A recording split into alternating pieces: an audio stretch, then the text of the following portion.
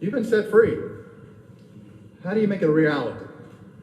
And so Paul shares that with us. Last week we talked about, Paul started the chapter by saying, what shall we say now? Shall we continue in sin that grace may increase?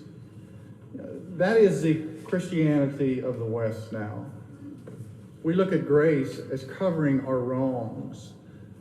Paul's not talking about grace as covering our wrongs.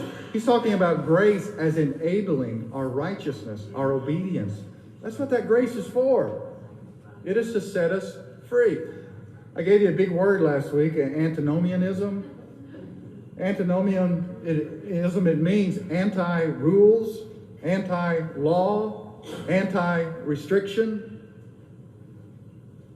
That's what we want with God. Don't put any rules on us. We don't want a father in heaven. We want a grandfather in heaven.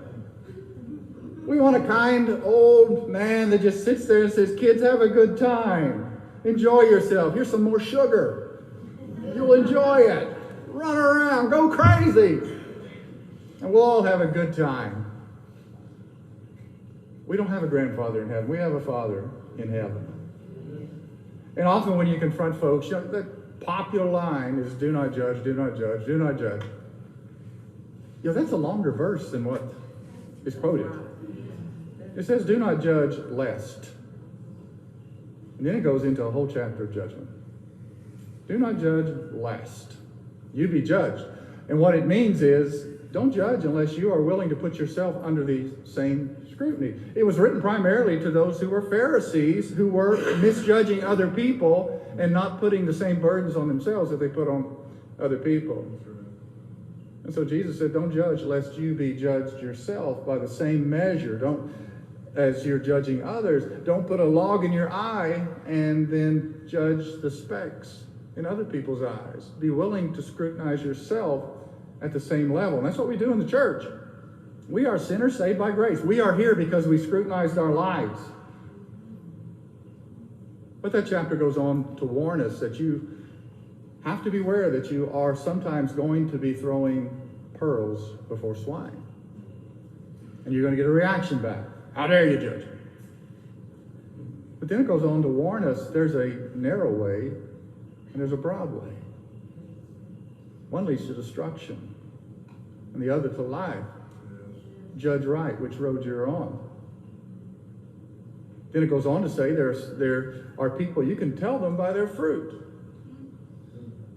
The good tree's not going to bear bad fruit, and the bad tree's not going to bear good fruit. Judge them by their fruit. And then it says there's even going to be some in the group of the church that's going to say, Lord, Lord, did we not in your name prophesy, do miracles, cast out demons? And he's going to say, I never knew you. Judge whether people have relationship or religion.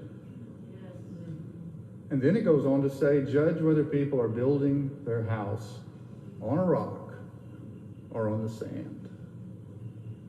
Do not judge. It's all judgment.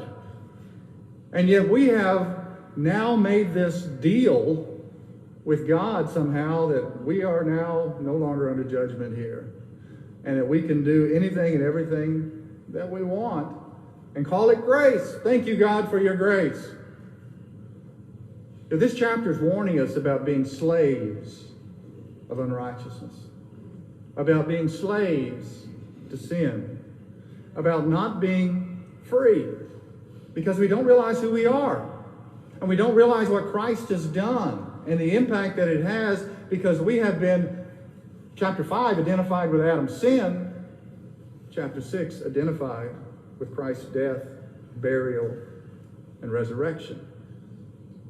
And so we have been set free as Christ has set us free because of what he has done.